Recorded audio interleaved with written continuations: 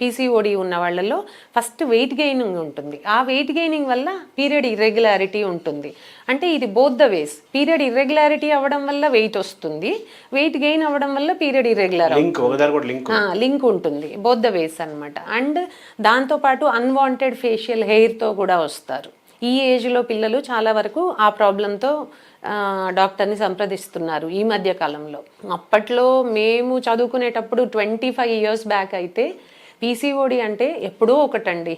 నెలలో ఒక కేసు చూసామంటే ఓహో పీసీఓడి స్కాన్లో చూసుకునేవారు, ఇది పీసీఓడి పిక్చర్ అని. ఇప్పుడు అట్లా కాదు, ఎవ్రీ థర్డ్ గర్ల్కి పీసీఓడి అనేది. ఇది లైఫ్ స్టైల్ వల్ల, ఈ డైట్ వల్ల, ఫుడ్స్ సరిగా లేకపోవడం వల్ల, అండ్ సెడెంటరీ లైఫ్ స్టైల్ వల్ల. కంటిన్యూస్గా మొబైల్స్ పట్టుకొని కూర్చొనే ఉంటారు, ఎక్సర్సైజెస్ ఉండదు. దీనివల్ల పీసీఓఎస్ ఫామ్, మొబిలిటీ లేక సెడెంటరీ లైఫ్ స్టైల్ వల్ల పీసీఓడి ఫామ్ అవుతుంది. సో మెయిన్గా ఈ ఏజ్లో వాళ్ళు ఈ సిమ్టమ్స్తో ప్రజెంట్ అవుతారు.